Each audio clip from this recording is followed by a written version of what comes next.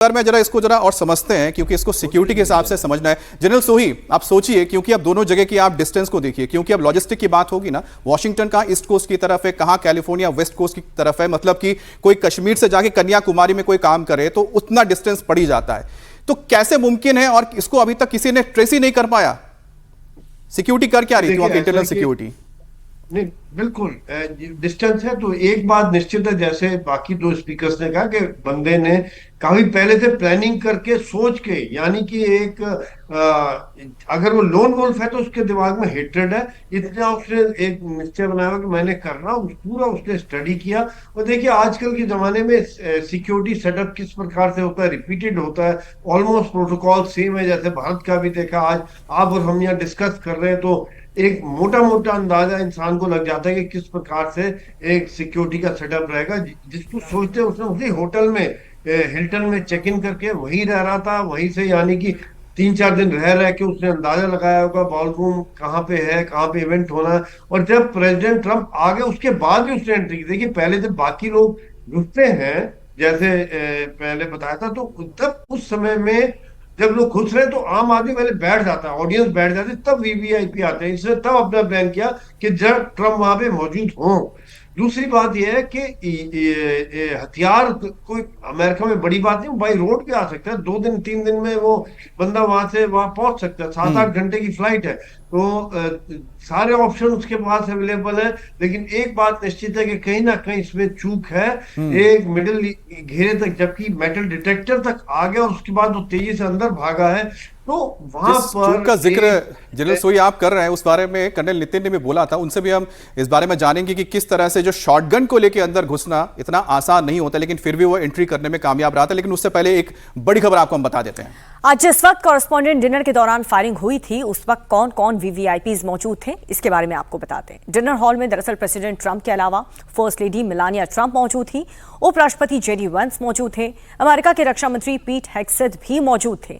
इनके अलावा FBI chief काश पटेल मौजूद थे और मिडिल ईस्ट में अमेरिका के दूत स्टीव विटकॉफ भी मौजूद थे, जो इन दिनों ईरान के साथ वार्ता में भी शामिल रहे हैं। आज भी वो वार्ता के लिए पाकिस्तान जाने वाले थे, लेकिन ऐन मौके पर प्रेसिडेंट ट्रंप ने इनकी यात्रा को रद्द कर दिया था और ये तमाम जो अहम लोग हैं अमेरिका के, वो इस कार्यक्रम में मौजूद थे। तो कर्नल नितिन, आपसे ये समझना चाहेंगे, क्योंकि देखिए होटल मैनेजमेंट पर भी एक सवाल उठता है कि अगर चलिए वो जो है आरोपी हमलावर जो है उसे होटल में वो अंदर रह रहा था, काफ़ी दिनों से रह रहा था, प्लानिंग कर रहा था, ईरानी कनेक्शन अभी सामने नहीं आया है, पूछताछ उस हमलावर से की जा रही है, लेकिन यहाँ पर इतनी बड़ी चूक सिक्योरिटी की भी और होटल मैनेजमेंट की भी। यस, एब्सोल्युटली, चूक तो बहुत बड़े लेवल की है, ये कोई छोटे मोटे लेवल की नहीं है, क्योंकि ऐसे इवेंट्स हफ्तों पहले, महीनों पहले प्लानिंग उनकी शुरू हो जाती है और पूरी सिक्योरिटी सर्विसेज जो कि यूनाइटेड स्टेट्स सीक्रेट सर्विसेज हैं, उनके साथ मिलकर के ऐसे इवेंट की सिक्योरिटी में लग जाते हैं।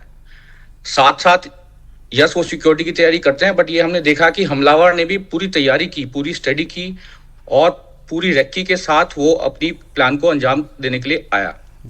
तो इसका मतलब ये है कि वो भी यहाँ पर घूम रहा था, वो भी यहाँ पर देख रहा था कि किस तरीके से सिक्योरिटी के इंतजाम चल रहे हैं, कहाँ कहाँ किस किस लेवल की सिक्योरिटी है।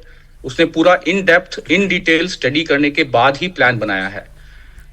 आई एम श्योर उसके पास इवेंट का जो शेड्यूल है वो था उसके पास जी, जैसे भी उसने उसको हासिल किया। इतना कोई मुश्किल नहीं होता है हासिल करना, बट स्टिल इतना बड़े लेवल का वीवीआईपी प्रोग्राम है, तो उस तरीके का इवेंट शेड्यूल हासिल करना समय से पहले भी आसान नहीं होता है। बिल्कुल पर उसके पास हमारे पास वक्त थोड़ा कम है, लेकिन मैं चलते चलते मैं छोटे छोटे दो बस रिएक्शन लेना चाहता हूं। हमारे साथ अंशु जी हैं और जनरल भाटिया। जनरल भाटिया, आपके पास भी 10 सेकंड में एक आप दे दीजिएगा, 10 सेकंड में मैडम से ले लेंगे। पहले जनरल भाटिया। पिछली बार 6 प्रेसिडेंट्स पे अटैक हो चुका है, लिंकन है, रूजवेल्ट है, केनेडी है, रीगन है और 2 जो नाम अंशु ने लिए थे, इनमें से ज्यादातर उनकी मौत हो गई है। रीगन बच गए थे और रूजवेल्ट बच गए थे।